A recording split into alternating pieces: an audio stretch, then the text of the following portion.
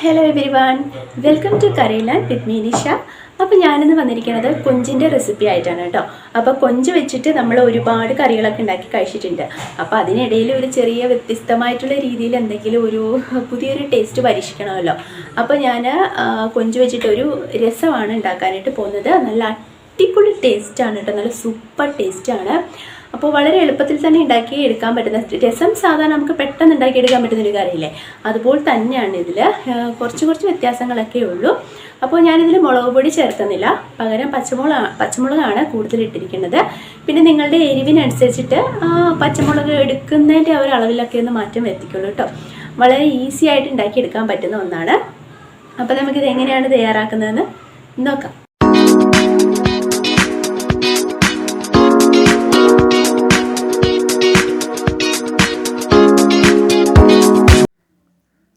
അപ്പോൾ നമുക്ക് തയ്യാറാക്കാൻ വേണ്ടിയിട്ട് തുടങ്ങാം. അപ്പോൾ കൊഞ്ച് രസത്തിന് ആദ്യം വേണ്ടത് കൊഞ്ച് തന്നെയാണ് അല്ലേ.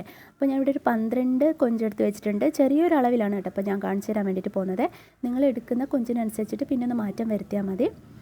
പിന്നെ നമുക്ക് വേണ്ടത് എന്നാന്നൊക്കെ വെച്ചാൽ പച്ചമുളക് വേണം, മാങ്ങ വേണം, വെളുത്തുള്ളി വേണം, ചെറിയൊരു കഷ്ണം ഇഞ്ചി വേണം. അപ്പോൾ പച്ചമുളകൊക്കെ എരിവിനനുസരിച്ചിട്ടൊക്കെ മാറ്റം വരുത്തുക കേട്ടോ. മാങ്ങ ആണെങ്കിലും ചെറിയൊരു മാങ്ങ ഫുള്ള് ഞാൻ അരിഞ്ഞെടുത്തിട്ടുണ്ട്. പക്ഷേ പുളിയൊക്കെ ഇച്ചിരി കുറഞ്ഞ മാങ്ങയാണ് കേട്ടോ അത്. അപ്പോൾ വെളുത്തുള്ളി ഒരു ചെറിയ കുടം വെളുത്തുള്ളി ഫുള്ള് എടുത്തിട്ടുണ്ട്. പിന്നെ ചെറിയൊരു കഷ്ണം ഇഞ്ചി. അപ്പോൾ ഇതെല്ലാം കൂടിയിട്ട് ഇനി എണ്ണ എടുക്കണമെന്ന് വെച്ചാൽ ഒന്ന് ചതച്ചെടുക്കാം.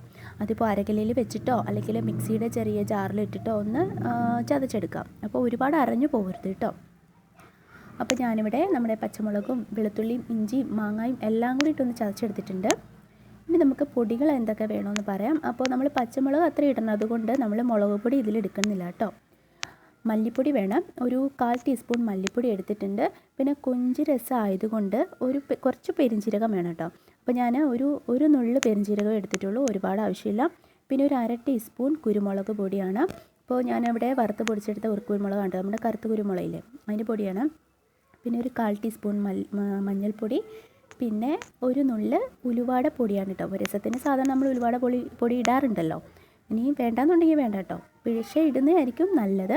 അപ്പോൾ ഇത്രയാണ് പൊടികൾ ആവശ്യമായിട്ടുള്ളത്. മുളക് പൊടി നമ്മൾ ചേർക്കുന്നില്ല, പ്രത്യേകം ശ്രദ്ധിച്ചോണം. പിന്നെ എല്ലാ രസത്തിനും നമ്മൾ ചേർക്കുന്ന ഒരു മെയിൻ കാര്യമാണ് നമ്മുടെ കായം നമുക്ക് കുറച്ച് മതി. പിന്നെ പുളി ഞാനിവിടെ എടുത്ത് വെച്ചിട്ടുണ്ട്, ഒരു കുഞ്ഞ് ഉണ്ട പുളി എടുത്തിട്ടുണ്ട്. അതെന്നാന്ന് വെച്ചിട്ടുണ്ടെങ്കിൽ മാങ്ങ കുറച്ച് പുളി കുറഞ്ഞതാണ്, അതുകൊണ്ടാണ്. അപ്പോൾ ഞാനൊരു ചട്ടി എടുത്ത് വെച്ചിട്ടുണ്ട്, അതിലേക്ക് ചതച്ച് വെച്ച് കൂട്ടും. അപ്പോൾ ചതച്ച് വെച്ച കൂട്ട് എന്താണെന്നറിയാമല്ലോ, മാങ്ങായും വെളുത്തുള്ളിയും പച്ചമുളകും ഇഞ്ചിയുടെ ചതച്ച് വെച്ചത് ആ ചട്ടിക്കകത്തേക്ക് ഇട്ട് കൊടുത്തു. ഇനി ഞാനിതിലേക്ക് നമ്മൾ കൊഞ്ച് ഞാനൊന്ന് പീസാക്കിയിട്ടാണ് കേട്ടോ ഇടുന്നത്. അപ്പോൾ ചെറിയൊരു വലിപ്പമുള്ള കൊഞ്ചല്ലായിരുന്നോ, അതുകൊണ്ട് മാത്രം ഞാനത് പീസാക്കിയത്. ഇപ്പോൾ തീരെ ചെറുതൊക്കെ ആണെങ്കിൽ എന്താ പറയുക, പീസാക്കേണ്ട ആവശ്യമൊന്നുമില്ല. ഇനി ഇതിനകത്തേക്ക് ഉപ്പിട്ട് കൊടുക്കുക, എന്നിട്ട് കുറച്ചൊന്ന് വെള്ളം ഒഴിച്ച് കൊടുക്കുക. എന്നിട്ട് നമുക്കൊന്ന് വേവിച്ചെടുക്കണം. ഇതൊന്ന് അടച്ചു വെച്ചിട്ടാണ് വേവിക്കാൻ വേണ്ടിയിട്ട് പോകുന്നത്. അപ്പോൾ ഇതെല്ലാം ഒന്ന് നന്നായിട്ട് മിക്സ് ചെയ്ത് കൊടുക്കുക.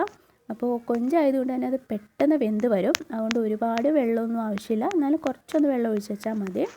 അപ്പോൾ നന്നായിട്ട് മിക്സ് ചെയ്തതിന് ശേഷം നമ്മൾ അടച്ചു വെച്ചിട്ടാണ് വേവിക്കുന്നത്. അപ്പോൾ നല്ലതായിട്ട് വെള്ളം വറ്റി പോകേണ്ട കാര്യമൊന്നുമില്ല, ഒന്ന് ചെറുതായിട്ടൊന്ന് കുറുകി വരും, അത്രയും മതി. അപ്പോൾ ഇതൊന്ന് അടച്ചു വെച്ചിട്ട് കൊടുക്കാം. എന്നിട്ട് ഇത് വെന്തതിന് ശേഷം നമുക്ക് നോക്കാം. അപ്പോൾ ഇതിവിടെ നന്നായിട്ടൊക്കെ തിളച്ച് നല്ല വെന്തിട്ടുണ്ട്. അപ്പോൾ ചാറൊക്കെ നന്നായിട്ട് കുറുകിയിട്ടുണ്ട്. ഇതാ കണ്ടോ, അത്യാവശ്യം ആ മാങ്ങയൊക്കെ ഒന്ന് നല്ലതായിട്ട് മിക്സായി, നല്ല പുളിയൊക്കെ നല്ല പുളിയില്ല, ഉള്ള പുളിയൊക്കെ ഒന്ന് ഇറങ്ങിയിട്ടുണ്ട്. പിന്നെ നല്ല പുളിയുള്ള മാങ്ങ ആണെന്നുണ്ടെങ്കിൽ ഈ പുളിവെള്ളം എക്സ്ട്രാ ചേർക്കണ്ട കേട്ടോ. ഇനി നമുക്ക് ആ പൊടികളൊക്കെ ഒന്ന് ചൂടാക്കിയിട്ട് എടുക്കാം.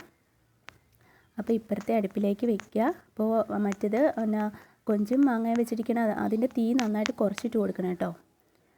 അപ്പോൾ എണ്ണ ചൂടായി കഴിയുമ്പോൾ കടുകൊക്കെ ഇട്ട് പൊട്ടട്ടെ. എന്നിട്ട് പിന്നെയുള്ള കാര്യങ്ങളൊക്കെ കുറച്ചൊന്ന് ഫാസ്റ്റ് ആയിരിക്കണം കേട്ടോ, കാരണം നമ്മളിതിലേക്ക് ഡയറക്റ്റ് പൊടികൾ എല്ലാവരും ഇടുകയാണ്. അപ്പോൾ പൊടികൾ കരിഞ്ഞു പോകാതെ നോക്കണേ. അപ്പോൾ തീ നല്ലതായിട്ട് കുറച്ച് വെച്ചതിന് ശേഷം പൊടികൾ ഇട്ട് കൊടുക്കുക.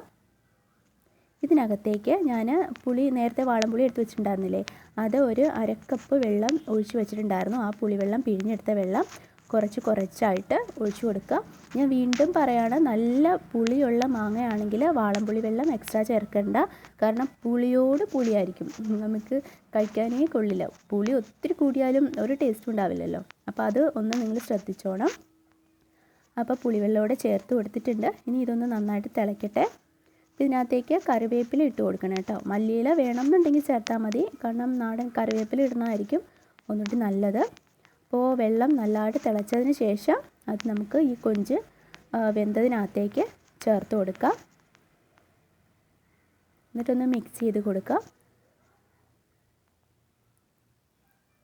നന്നായിട്ട് ഇളക്കി ഇതിന് ഉപ്പൊക്കെ ഒന്ന് നോക്കുള്ളൂ കേട്ടോ. ഉപ്പ് പോരാന്നുണ്ടെങ്കിൽ നമുക്ക് ഉപ്പ് ചേർത്ത് കൊടുക്കണം. എന്നിട്ട് നന്നായിട്ട് വെട്ടി തിളപ്പിച്ചെടുക്കണം കേട്ടോ. അപ്പോൾ ഞാനിതിൻ്റെ ഉപ്പൊന്ന് നോക്കട്ടെ. അപ്പോൾ എനിക്ക് കുറച്ചുകൂടി ഒന്ന് ഉപ്പ് വേണമായിരുന്നു. അപ്പോൾ ഞാൻ കുറച്ച് ഉപ്പും കൂടി ഇട്ടൊന്ന് മിക്സ് ചെയ്തിട്ടുണ്ട്.